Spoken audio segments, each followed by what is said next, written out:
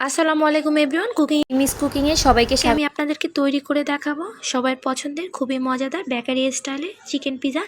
আশা করছি সহজ রেসিপিতে চিকেন পিজার রেসিপিটি আপনাদের ভালো লাগবে। ভালো লাগলে অবশ্যই একটা লাইক দিবেন এবং চ্যানেল সাবস্ক্রাইব করে পাশেই থাকবেন। তাহলে চলুন দেখে নেওয়া যাক চিকেন পিজা কীভাবে তৈরি করতে হয়। করে নেব তো ডো তৈরির জন্য প্রথমে একটা মিক্সিং বল নিলাম। এখানে মেজারমেন্ট কাপের আমি 2 কাপ পরিমাণ ময়দা নিয়ে নিচ্ছি। আপনারা চাইলে রিফাইন আটাটা ইউজ করতে পারেন।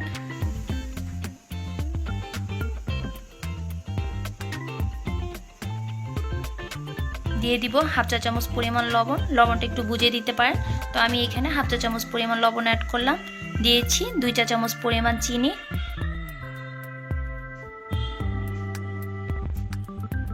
দিয়ে দিব 1 চা চামচ পরিমাণ ইস্ট। ইস্টটা প্রতি কাপে আমি হাফ চা চামচ করে ইউজ করেছি। তো 2 কাপের জন্য আমি 1 চা চামচ পরিমাণ ইস্ট ইউজ করেছি। তো এখন শুকনো উপকরণগুলোকে খুব ভালোভাবে মিশিয়ে নিব।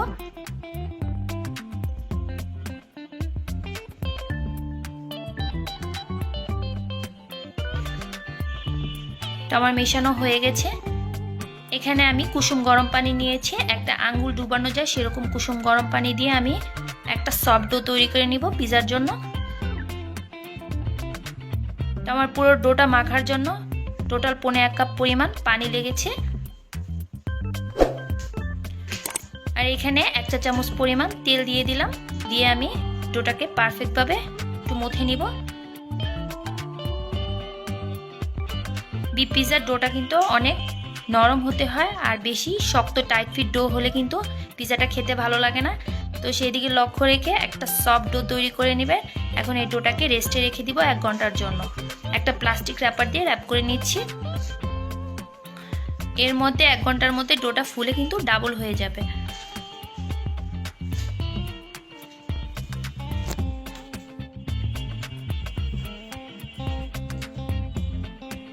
পারফেক্ট মেজারমেন্ট মেপে সব কিছু করলে কিন্তু পারফেক্টভাবেই সব কিছু তৈরি হয়। তো এটাকে পিজার পুর তৈরি করার জন্য এখানে আমি ম্যাশ করা চিকেন নিয়েছি প্রায় 1 কাপ পরিমাণ। দেখতে পাচ্ছেন এটাকে আমি একটা ব্লেন্ডারের জগে ব্লেন্ড করে নিয়েছি। এখন এটাকে ম্যারিনেশনের জন্য 1 চা চামচ পরিমাণ গুঁড়ামরিচের গুঁড়ো, স্বাদ অনুযায়ী কিছুটা লবণ, 1 চা চামচ পরিমাণ ধনিয়ার গুঁড়ো, 1 চা চামচ পরিমাণ আদা রসুন বাটা আর 1 টেবিল চামচ পরিমাণ সয়া সস দিয়ে খুব ভালোভাবে একসঙ্গে মিশিয়ে নিচ্ছি চিকেনের সঙ্গে।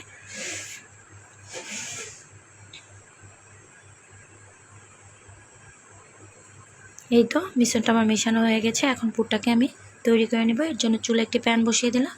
সামান্য কিছুটা তেল দিয়ে আমি পুরটাকে ফ্রাই করে নেব। এভাবে ম্যাশ করে যদি আপনারা চিকেনটা ফ্রাই করেন তাহলে পিজাটা তৈরি করলে খেতে বেশি ভালো লাগে। তো একবার হলো আমার রেসিপিটা ট্রাই করবেন, আশা করছি ভালো লাগবে। রেসিপি ভালো লাগলে অবশ্যই চ্যানেলটা সাবস্ক্রাইব করে পাশেই থাকবেন। দেখতে পাচ্ছেন এরই মাঝে কিন্তু আমার পুরটা হয়ে গেছে। এখন এটাকে চুলা থেকে নামিয়ে একটা সাইডে রেখে আমি ফিরে আসলাম 1 ঘন্টা পর। আমার ইস্টটা কিন্তু অ্যাক্টিভ হয়ে ফুলে ডাবল হয়ে গেছে, দেখতে পাচ্ছেন। তো এটাকে আমি আবার হাত দিয়ে আবার একটু মথে নিচ্ছি। পিজা তৈরি করার জন্য এখানে একটা পিজা ট্রে নিয়ে নিলাম। তো এর মধ্যে আমি বাটার ব্রাশ করে আমি পিজার ডোটা এর মধ্যে দিয়ে খুব ভালোভাবে একটা রুটি শেপ দিয়ে রুটি বানিয়ে নিলাম। আর সাইডগুলোকে এরকম করে সিল করে নিচ্ছি। তো সাইডগুলো একটু মোটা হয়ে যাবে এভাবে উল্টে করলে, তো দেখতে বেশি সুন্দর লাগে। এই তো রুটিটা বানানো হয়ে গেছে। এখন একটা কাঁটা চামচের সাহায্যে খুব ভালোভাবে একটু ছিদ্র করে নেবে। এতে দেখা যায় পিজাটা যখন ওভেন বেক করবেন তখন জায়গাটা উপরের দিকে বেশি ফুলে যাবে না। দিয়েছি সস দিয়ে আমি এটাকে রুটির গায়ে ভালোভাবে দিয়ে দিচ্ছি।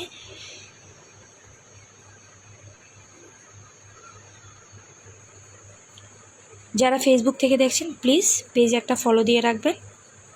এখন চিকেন পুরটা দিয়ে দিলাম আগে থেকে ভেজে রাখা। দেওয়ার পর এখন কিছু পেঁয়াজ স্লাইস করে দিয়েছি। এখানে ক্যাপসিকাম নিয়েছি। তো ক্যাপসিকাম পেঁয়াজ কুচি দিয়ে আমি এগুলোকে একটু পরিবেশন করে নিচ্ছি। এখন মোজারেলা চিজ দিয়ে দিচ্ছি।